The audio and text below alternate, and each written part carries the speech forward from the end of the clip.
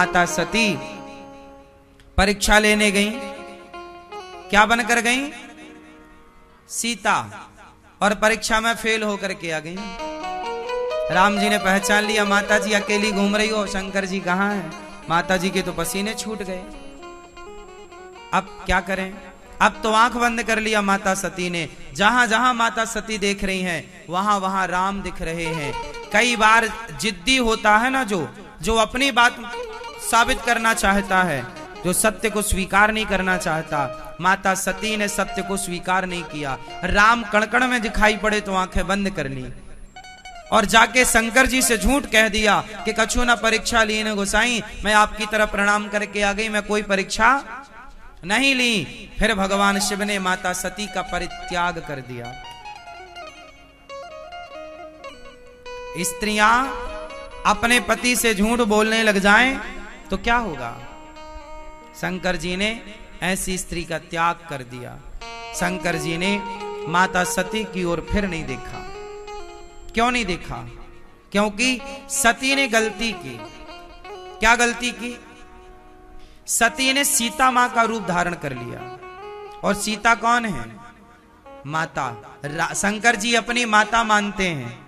अब तुम हमारी माता का रूप बना लोगी तो फिर तुम्हें पत्नी के रूप में कैसे स्वीकार करेंगे? और यदि स्वीकार कर लेंगे तो मर्यादा बिगड़ जाएगी। इसलिए शंकर जी ने माता सती को फिर स्वीकार नहीं किया, क्योंकि तुम हमारी माता का रूप बना चुकी हो। इसका एक दूसरा मैसेज भी है कि जब स्त्रियां माता बन जाएं, जब स्त्री मां बन जाए, तो फिर माता बनने के बाद पुरुष उस स्त्री को पत्नी के रूप में नहीं, अब पति पत्नी का जो काम भाव है, उस काम भाव से निकलकर राम भाव में स्थापित हो जाना चाहिए, है ना? भोगी से योगी बनने की यात्रा करनी चाहिए। भोग लिए, अब योग की ओर, ईश्वर की प्राप्ति और ईश्वर के लक्ष्य की ओर बढ़ना चाहिए। यही जीवन का सार है। माता सती को शिव जी ने त्यागा और वही माता सती अपने पिता के यज्ञ में गई बिना बुलाए। कौन थे माता सती के पिता? दक्ष प्रजापति। कहां यज्ञ किया था? कनखल में। सबको बुलाया था दक्ष ने, पर शिव जी को नहीं बुलाया। और उस यज्ञ में माता सती गई और जल करके कौन सी अग्नि में जली? योग अग्नि में। कौन सी अग्नि? योगाग्नि। अपने योग के बल पर अपने शरीर को जलाया माता सती ने। योग के बल से इतनी गर्मी पैदा की कि वो शरीर जल गया। उस जलते हुए शरीर को शिव जी लेकर दौड़े और जहां जहां माता सती का वो जलता हुआ शरीर गिरा, वह एक एक शक्तिपीठ बन गई।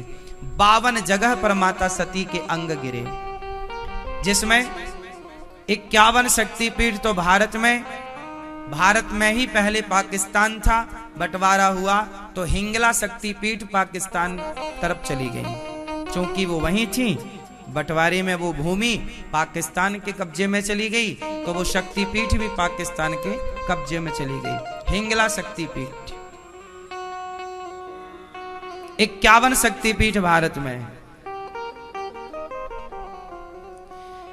फिर वीरभद्र को प्रकट किया शिव जी ने। दक्ष के यज्ञ का विध्वंस हुआ। फिर बकरे का सिर लगाया गया और दक्ष के यज्ञ को पूरा किया गया। फिर सती माता पार्वती बनकर आई।